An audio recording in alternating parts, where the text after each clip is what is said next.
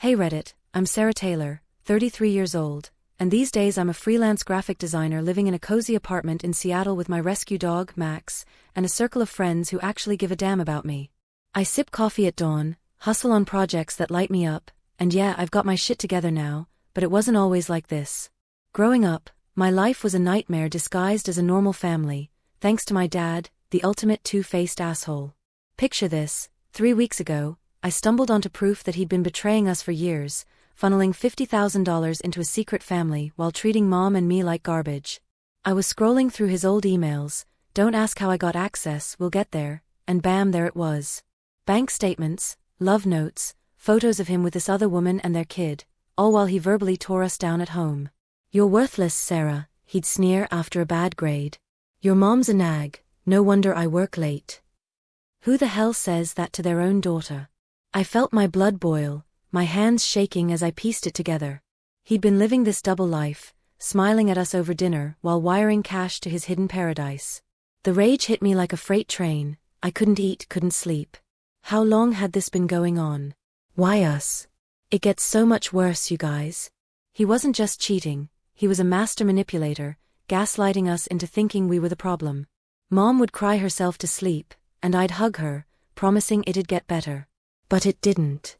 Flash back to my childhood, and you'll see why this discovery shattered me. I grew up in a small town in Ohio, in a house that looked perfect from the outside, white picket fence, family photos on the mantle, but inside it was hell.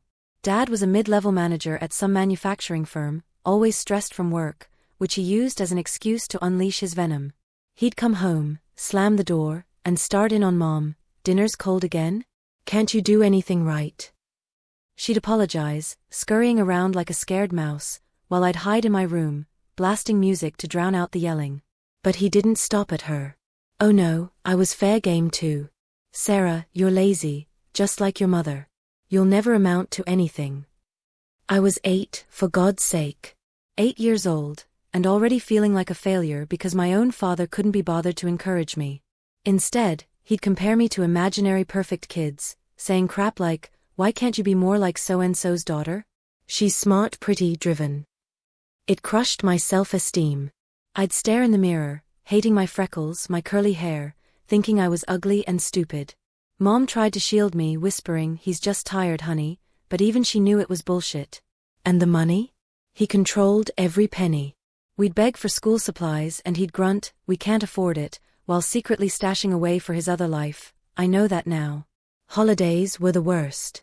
Christmas morning, he'd act all jolly, handing out cheap gifts, then later explode over nothing. One year, I accidentally broke a ornament, and he screamed, "You're a clumsy idiot. Ruining everything."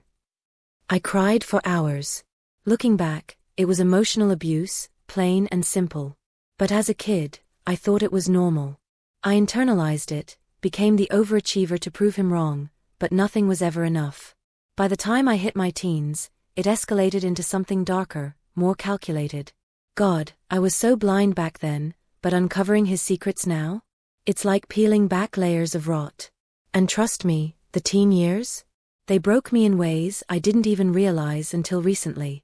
Okay, let's dive into my teen years, because if childhood was bad, adolescence was when Dad really amped up the cruelty. I was 13 when we moved to a bigger house, supposedly for family growth, but now I know it was funded by skimping on us to build his secret stash.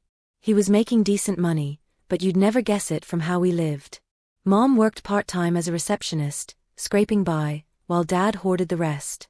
"Budgets are tight," he'd say, denying me braces even though my teeth were crooked and kids at school teased me mercilessly.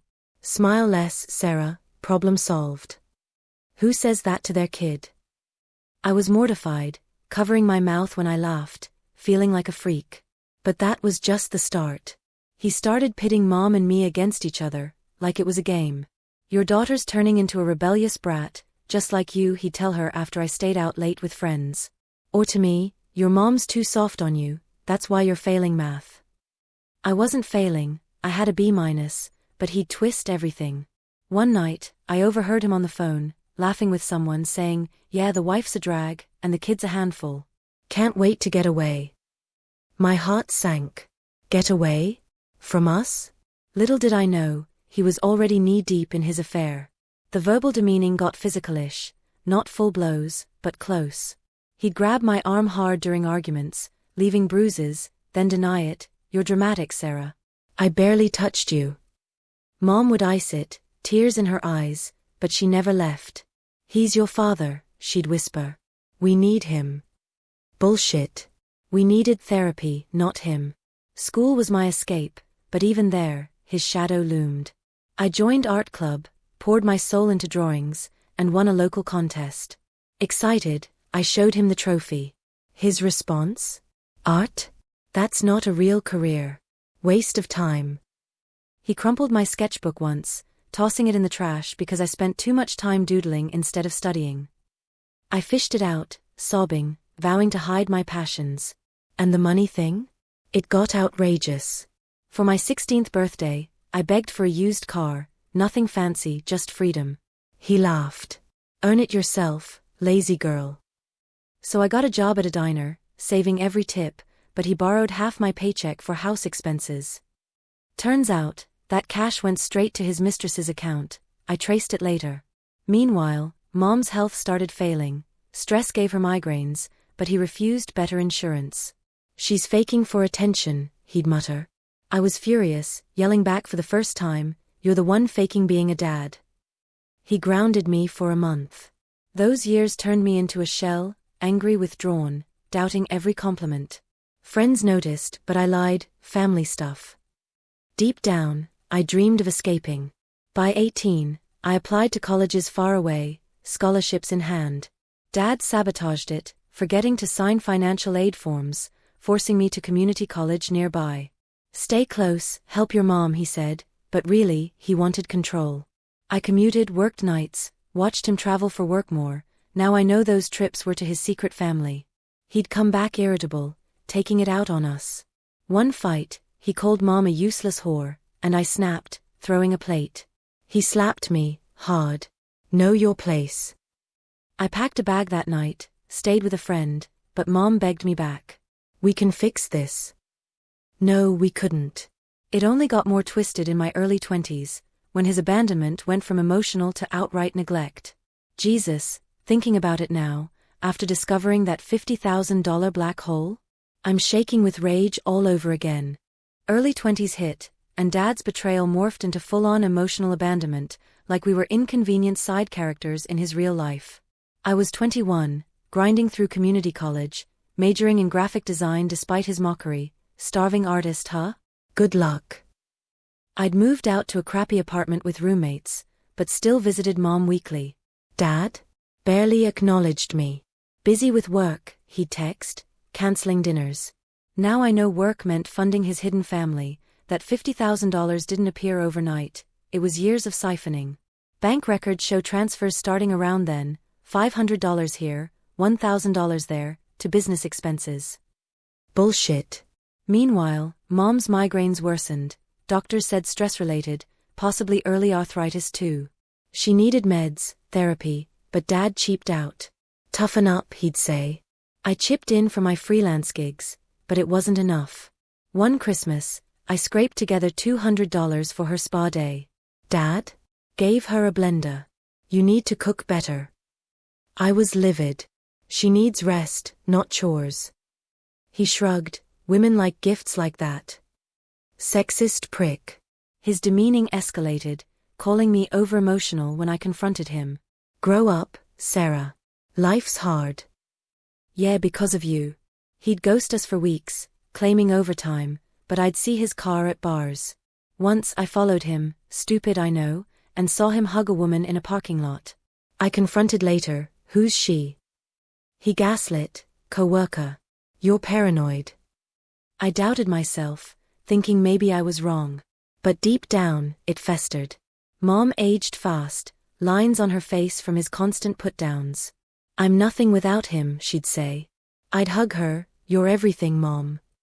But he isolated her, bad-mouthing her friends until she had none. Me? He ignored my achievements. Landed my first big client at 23? Luck, not talent. It stung. Financially, he ruined us subtly. When Mom's car broke, he couldn't afford repairs, so she bused to work, in winter. I loaned her money, but he never repaid. Turns out, that month he sent $2,000 to his mistress for vacation. The audacity. By 25, I moved to Seattle for a job, begging Mom to come. I can't leave him, she said.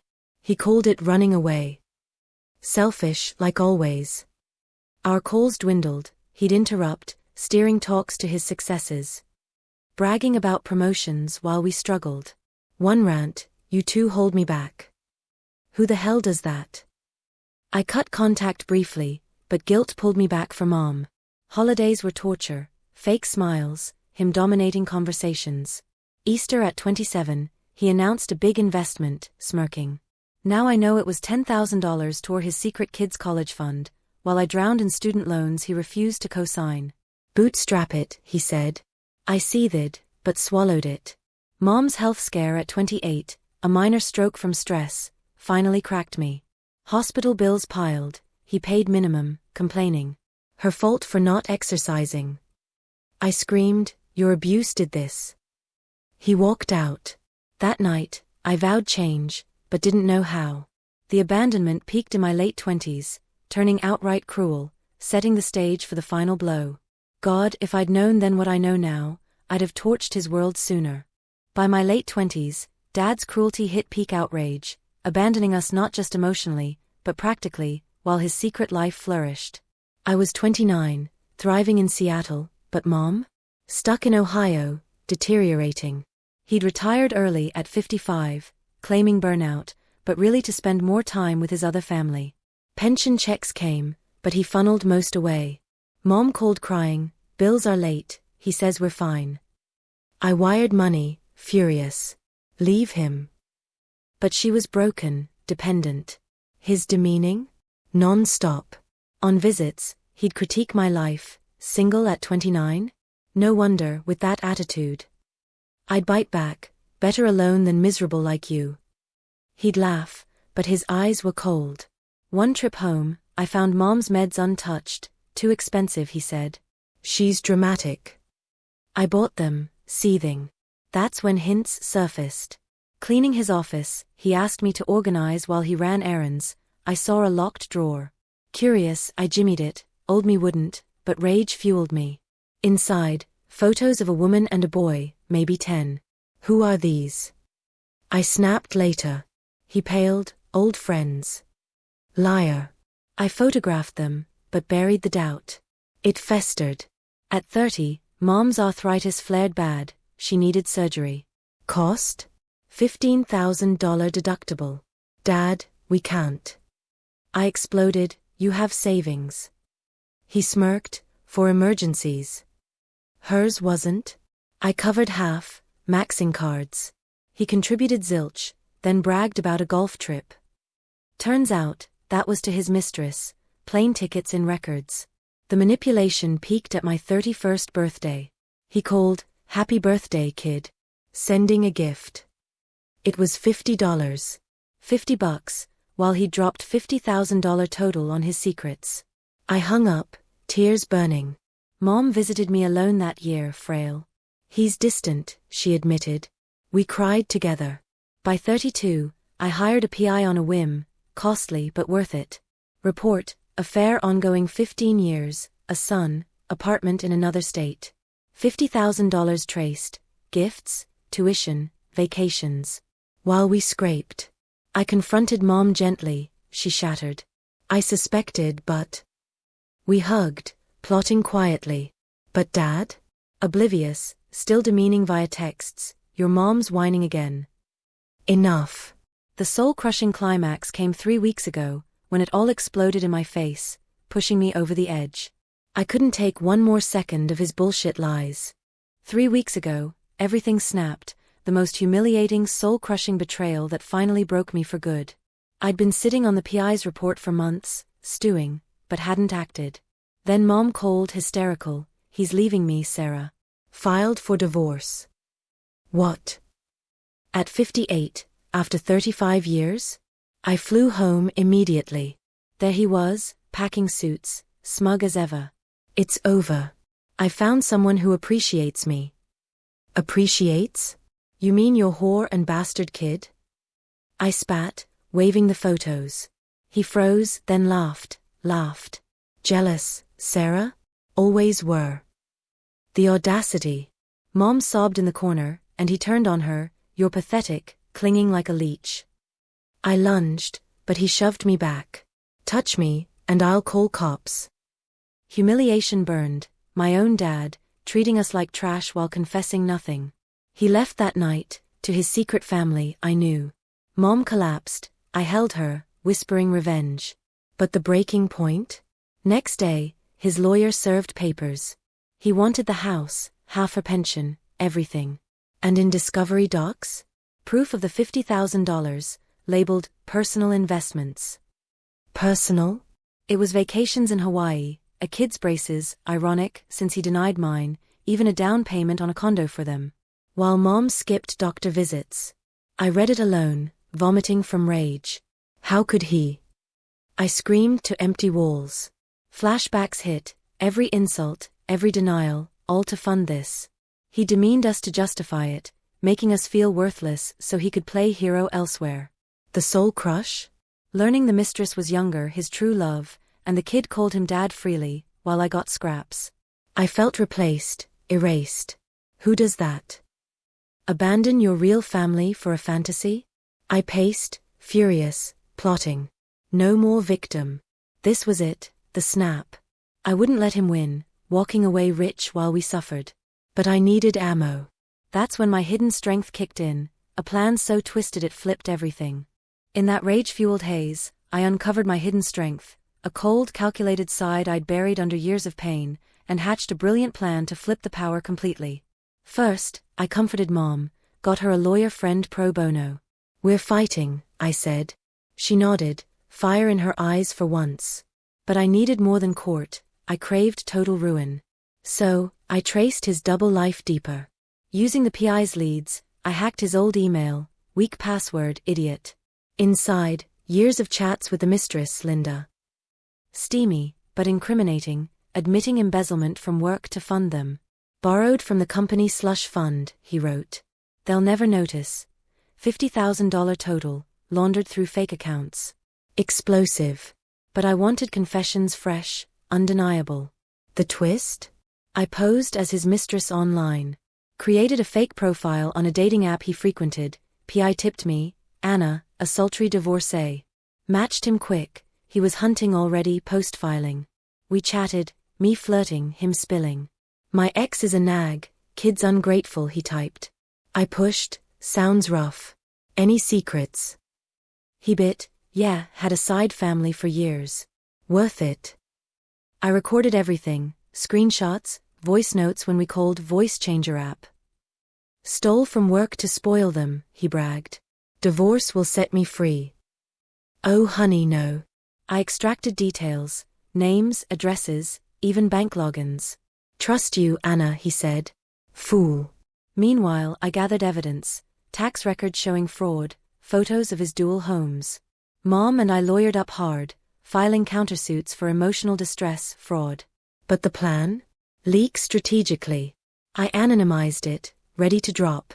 This wasn't just revenge, it was justice, cold and sharp. My anger turned to steel, I'd make him pay dearly, and you won't believe how fast it unraveled his world. The revenge hit like a hurricane, exposing and destroying Dad in ways that fueled my rage into sweet, satisfying triumph. 3 weeks after discovery, bam, I executed. First, I leaked the confessions to his employer. Anonymously emailed HR the chats, embezzlement proof. Check your slush fund, I wrote. They investigated fast, he was fired that day. Fraudulent activity, the letter said.